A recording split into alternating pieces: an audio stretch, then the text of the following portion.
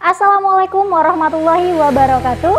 Hari ini ketemu sama Ibu Siti Zubaida, guru mata pelajaran kimia di SMA Islam An-Nizam, Medan. Gimana kabarnya anak-anak Ibu semua? Semoga kita semua selalu sehat dan selalu dalam lindungan Allah Subhanahu wa Ta'ala. Jadi hari ini kita akan belajar kimia yang pastinya sangat seru untuk dipelajari. Oke, hari ini kita ngelanjutin materi yang kemarin ya. Yang kita bahas di sini adalah pH larutan dan indikator asam basa, masih seputaran asam basa ya. Nah, untuk pH larutan, pH sebelumnya pasti udah pernah dengar ya. Biasanya untuk kayak menentukan mutu air gitu, pokoknya banyak sebenarnya yang berhubungan sama pH karena setiap larutan itu pasti punya pH masing-masing, ya kan? Nah, pH itu sendiri apa sih sebenarnya? Gitu. Nah, pH itu merupakan tingkat kekuatan asam suatu senyawa yang kisarannya itu antara 1 sampai 14. Jadi kisaran pH itu maksimal cuman sampai 14 aja, gitu ya. Nah, air ini dia merupakan senyawa yang netral, gitu. Tapi kalau misalnya airnya itu memang beneran air murni ya, dia punya pH yang netral yaitu pH 7 gitu, pertengahan antara 1 sampai 7, 1 sampai 14 ya kan. Jadi pH 7 itu adalah pH netral, dia nggak asam dan nggak basa gitu. Nah, sedangkan senyawa yang sifatnya asam itu dia punya pH kurang dari 7, jadi lebih kecil dari 7. Itulah senyawa-senyawa yang sifatnya asam. Sedangkan senyawa yang dia lebih dari 7 pH-nya berarti dia adalah basa gitu dia. Jadi senyawa asam itu pH-nya kurang dari 7, basa pH-nya lebih dari 7, netral itu berarti pH-nya 7 gitu. Oke. Nah, biasanya untuk menentukan menentukan suatu senyawa nih sifatnya asam atau basa itu digunakan yang namanya indikator. Indikator ini dia untuk menentukan pH atau menentukan sifat dari suatu larutan, dia asamkah atau basa kayak gitu. Yang paling umum digunakan untuk menentukan pH ataupun menentukan sifat dari suatu senyawa itu yang paling umum biasanya ya, kalau misalnya di praktikum atau misalnya di laboratorium itu digunakan indikator universal atau kertas indikator pH. Itu bentuknya kayak gini ya, ini dia indikator universal. Jadi dia berupa kayak kertas-kertas gitu. Nah, setiap strip kertas itu dia ada strip warnanya masing-masing. Biasanya ada 4 strip warna. Jadi nanti kertasnya ini dia dicelupkan ke senyawanya sampai yang 4 strip warna tadi tenggelam, ya kan. Kemudian habis itu kita angkat, habis itu tunggu agak kering. Itu nanti dia berubah warna. Keempat strip warna dia itu akan berubah. Nah, perubahan warna itu kemudian kita cocokkan ke keterangan yang ada di sini. Biasanya ada di kotak indikatornya. Itu kita cocokkan gitu. Warna-warnanya yang 4 itu kita cocokkan ke keterangan indikatornya yang ada di kotaknya. Itu kita cocokkan. Nah, di situ nanti warnanya itu ada 14. Jadi kita cocokkan keempat warna ini di bagian mana yang paling cocok, berarti segitulah pH-nya. Misal warnanya itu cocoknya dengan yang ada di kolom 4 ini misalnya, berarti pH-nya itu ya 4 gitu. Jadi nanti cara penggunaan indikator universal itu tinggal dicelupkan ke dalam larutannya, kemudian kita angkat agak dikeringkan, lihat perubahan warnanya, kemudian dibandingkan dengan keterangan indikator yang ada di kotak indikator universal tadi gitu. Habis itu udah bisa kelihatan pH-nya. Kemudian yang paling umum juga untuk menentukan indikator untuk menentukan sifat asam atau basa suatu larutan itu dia digunakan yang namanya kertas lakmus. Nah, kertas lakmus ini dia cuma ada 2 warna. Biasanya warnanya merah sama biru gitu. Jadi kertas lakmus merah sama kertas lakmus biru. Nah, kekurangannya kertas lakmus ini dia nggak bisa digunakan untuk menentukan pH. Dia biasanya digunakan cuman untuk menentukan sifatnya aja, asamkah atau basah gitu. Nah, kalau misalnya kertas lakmus merah itu kita celupkan ke larutan asam, dia warnanya tetap merah gitu. Terus kalau misalnya dia netral, dia juga tetap merah, tapi waktu kita celupkan ke larutan basah, itu dia berubah jadi biru.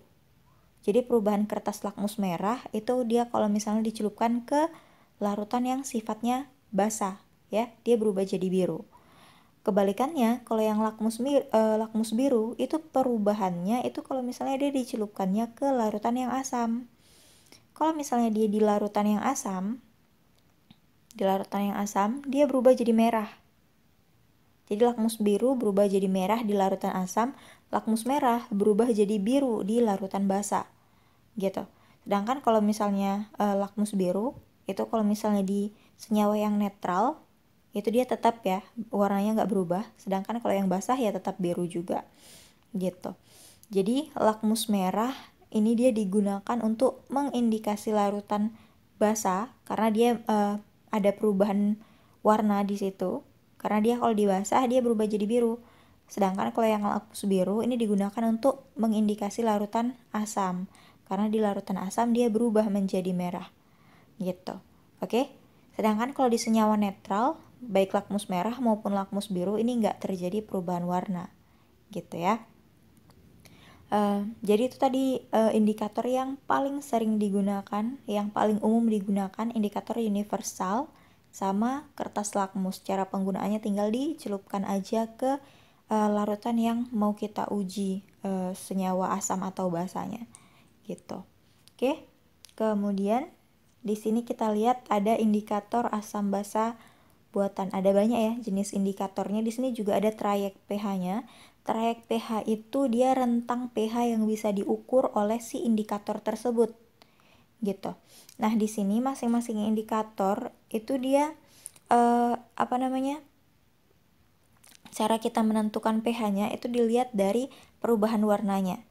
Gitu. Yang pertama di sini ada metil hijau. Katanya trayek pH-nya itu dari 0,2 sampai 1,8. Berarti pH yang bisa diukur oleh metil hijau itu hanya pH dengan rentang antara 0,2 sampai 1,8 aja.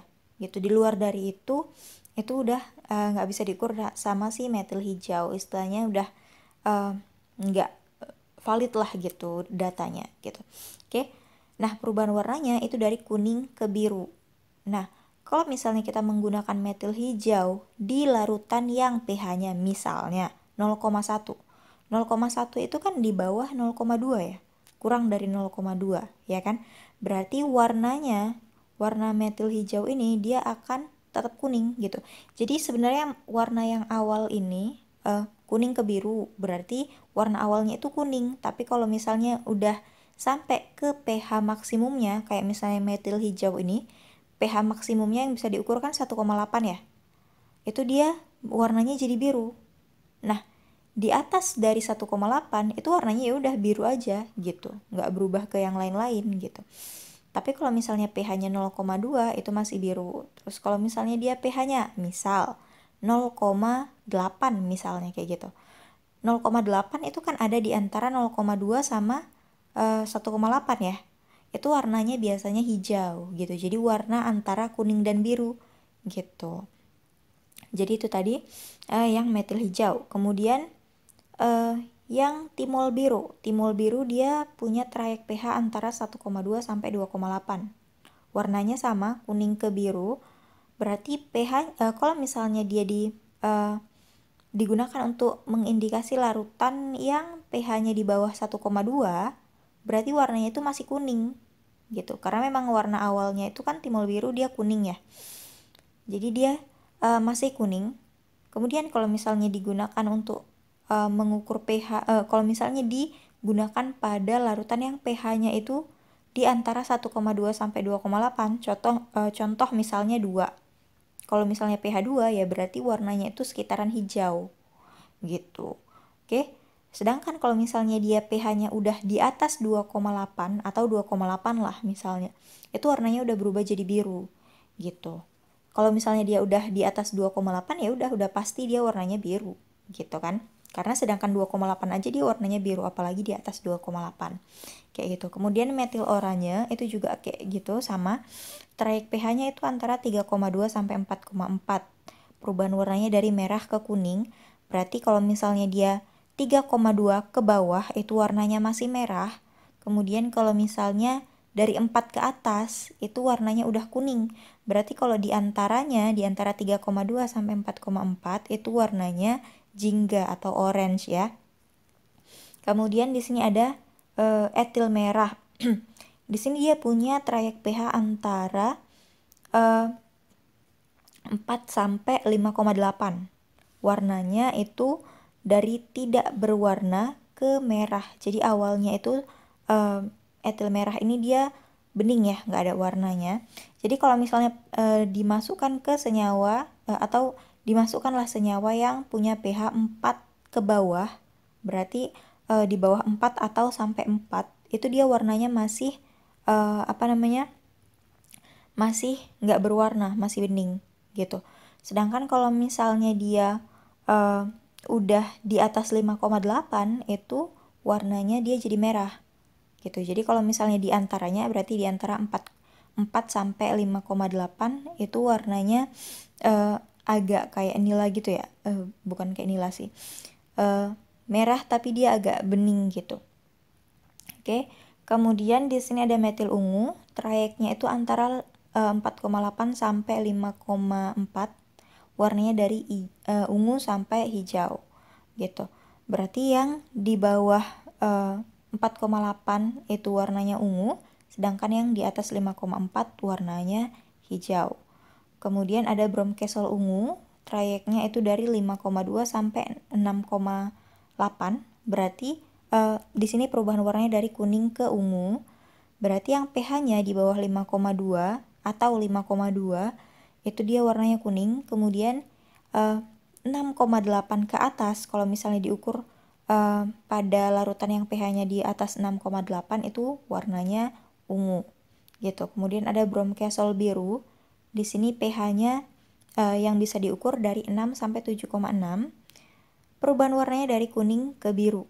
Berarti kalau misalnya dia larutannya pH-nya itu 6 ke bawah atau kurang dari 6, itu warnanya masih kuning. Sedangkan kalau misalnya dia di atas 7,6 atau 7,6, warnanya itu udah berubah jadi biru si indikatornya tadi. Kemudian ada fenol merah. Di sini fenol merah trayeknya itu dari 6,4 sampai 8,2. Perubahan warnanya dari kuning ke merah atau violet. Nah, di sini kalau misalnya dia pH-nya di bawah 6,4 atau 6,4 itu warnanya masih kuning ya. Jadi fenol merah ini awalnya warnanya kuning. Kemudian kalau misalnya pH-nya udah tinggi, udah 8,2, itu dia berubah jadi merah atau violet. Kemudian kertas lakmus. Kertas lakmus itu pH-nya dari 4,7 sampai 8,3 yang tadi ya. Itu perubahan warnanya dari merah ke biru. Ini kalau misalnya kertas lakmus merah, tergantung ya, yang tadi kertas lakmus merah atau kertas lakmus biru.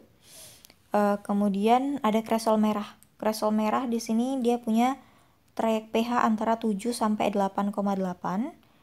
Awalnya warnanya itu warna kuning. Jadi kalau misalnya dia pH-nya di bawah 7 atau 7 itu warnanya masih kuning.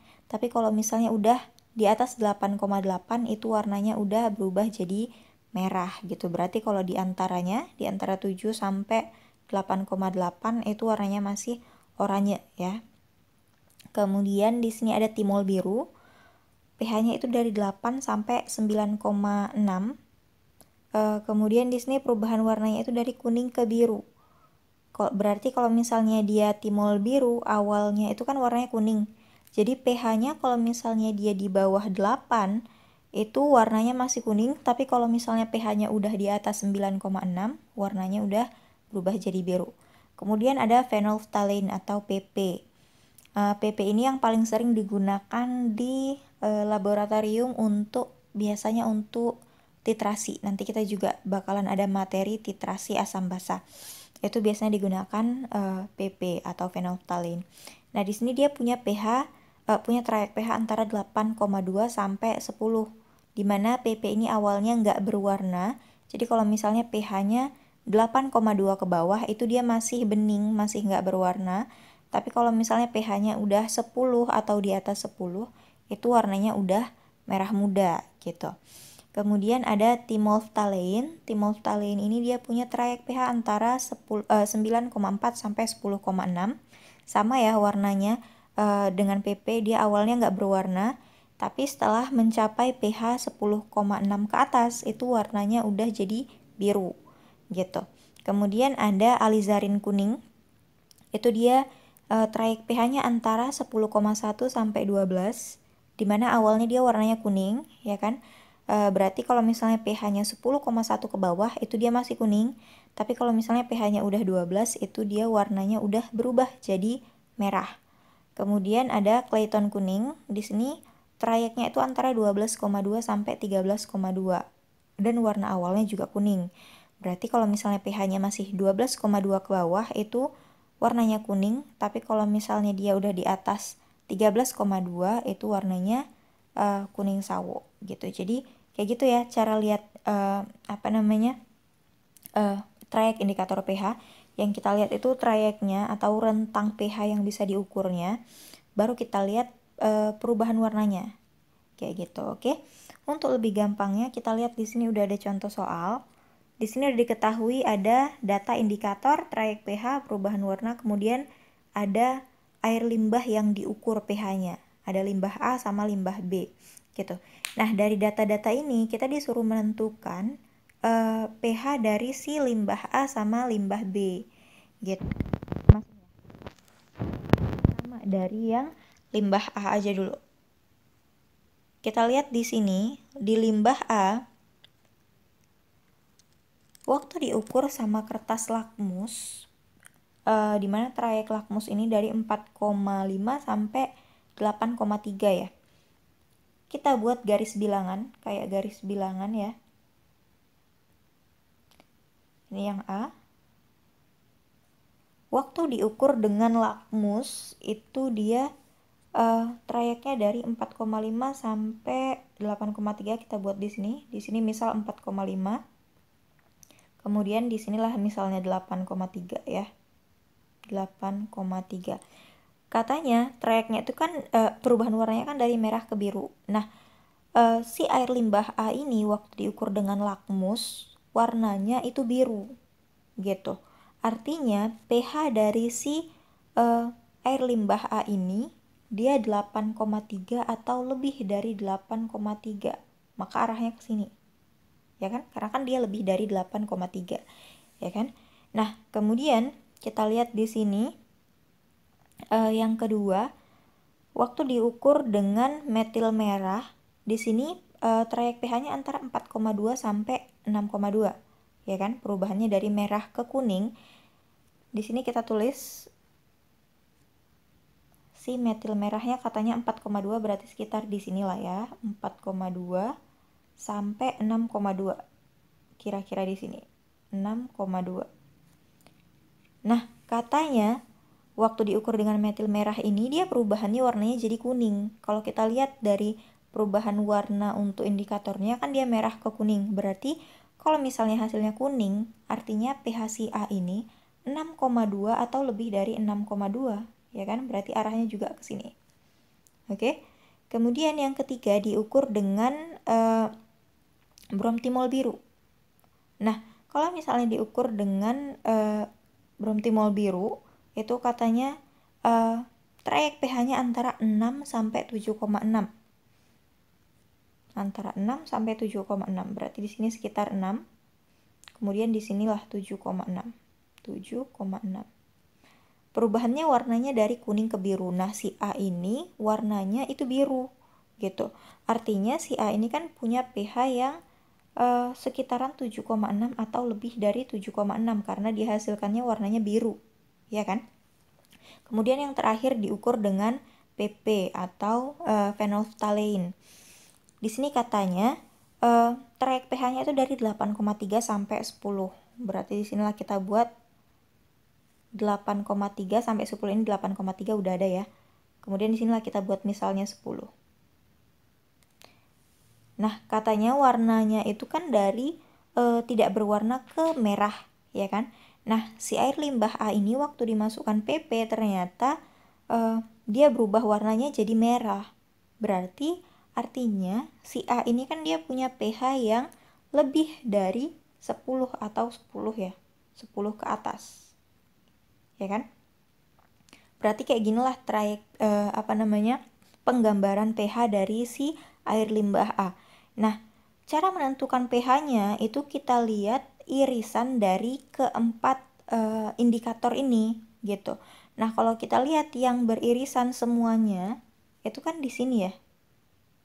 Yang dia kena semuanya. Ya kan? Lebih dari 10. Maka pH-A itu adalah pH-nya si A itu lebih dari atau sama dengan 10. Kayak gitu. Jadi kayak gitu cara menentukannya. Dia 10 atau lebih lah si pH limbah A terbukti dari waktu kita uji dengan semua indikator itu dia menunjukkan dia lebih dari 6,2, kemudian lebih dari 7,6, lebih dari 8,2, lebih dari 10. Berarti kan otomatis dia yang kita gunakan itu yang beririsan semuanya gitu ya. Yang beririsan semuanya di sini kan 10 ya. Maka di sini pH-nya itu adalah 10 atau lebih dari 10 gitu. Oke, itu untuk yang A. Kemudian kita cari pH yang B.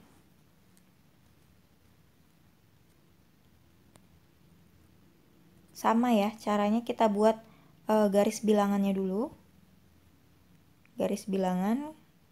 Kemudian kita lihat waktu diukur dengan lakmus yang trayeknya itu antara 4,5 sampai 8,3. Di sini 8,3. Perubahan warnanya dari merah ke biru. Limbah B itu warnanya merah. Nah, kalau warnanya merah berarti pH-nya itu 4,5 ke bawah, ya kan? Kemudian di sini waktu diukur dengan metil merah yang pH-nya itu dari 4,2 sampai 6,2. Di sini 4,2. Di sini 6,2. Itu perubahan warnanya itu merah gitu. Sementara tadi perubahan warna untuk metil merah itu dari merah ke kuning. Berarti kalau dia warnanya masih merah, itu dia pH-nya 6,2 atau kurang dari 6,2. Ya kan? Kemudian di sini yang ketiga diukur dengan bromtimol biru. Di sini katanya trayeknya dari 6 atau 6,0 sama ya. 6 ke 7,6. Di sini misalnya 7,6. Nah, katanya perubahan warnanya itu dari kuning ke biru. Sedangkan air limbah A itu menunjukkan warna kuning. Nah, kalau warna kuning katanya berarti pH-nya itu adalah 6 atau kurang dari 6. Ya kan? Kemudian yang terakhir itu ada PP atau phenolphthalein. Phenolphthalein perubahan warnanya dari 8,3 sampai 10, ya kan? Di sini 10. Nah, kita lihat di sini perubahan warnanya itu dari tidak berwarna ke merah, sementara limbah B itu menunjukkan hasil tidak berwarna. Berarti pH-nya itu 8,3 atau kurang dari 8,3. Nah, balik lagi kayak yang tadi juga, cara penentuan pH-nya itu lihat yang beririsan dari keempat hasilnya tadi gitu. Nah, kalau kita lihat yang beririsan itu ada di sini.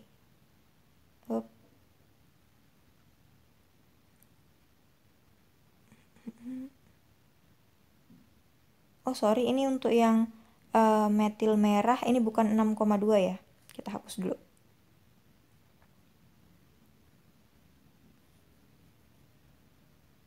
Untuk yang metil merah, di sini yang metil merah itu kan dia trayeknya dari 4,2 sampai 6,2, ya kan? Nah, perubahan warnanya di sini katanya merah. gitu. Berarti kan masih yang awal-awal tuh, masih yang 4,2 atau kurang dari 4,2, ya kan? Maka di sini pH-nya itu adalah si 4,2. Nah, ini dia. Gitu. Maka di sini yang beririsan itu adalah yang ini ya. Inilah yang beririsan dari semuanya. Berarti pH untuk limbah B, pH-nya itu adalah kurang dari atau sama dengan 4,2. Gitu. Jadi pH larutan yang A, itu dia lebih dari 10 atau sama dengan lebih atau sama dengan 10, sedangkan kalau yang B itu pH-nya kurang dari sama dengan 4,2 gitu. Jadi kayak gitu cara menentukan pH-nya. Kita lihat trayeknya, kemudian lihat perubahan warnanya, kita letakkan di garis bilangan. Lalu kita lihat bagian mana yang beririsan dari ke semua indikator yang udah digunakan tadi. Kayak gitu. Oke? Bisa dipahami ya? Oke, sekian pembelajaran kita untuk hari ini. Sampai ketemu di video pembelajaran yang berikutnya. Jangan lupa like, komen, dan share video ini. SMA Islam An-Nizam, unggul, cerdas, Islami. Assalamualaikum warahmatullahi wabarakatuh.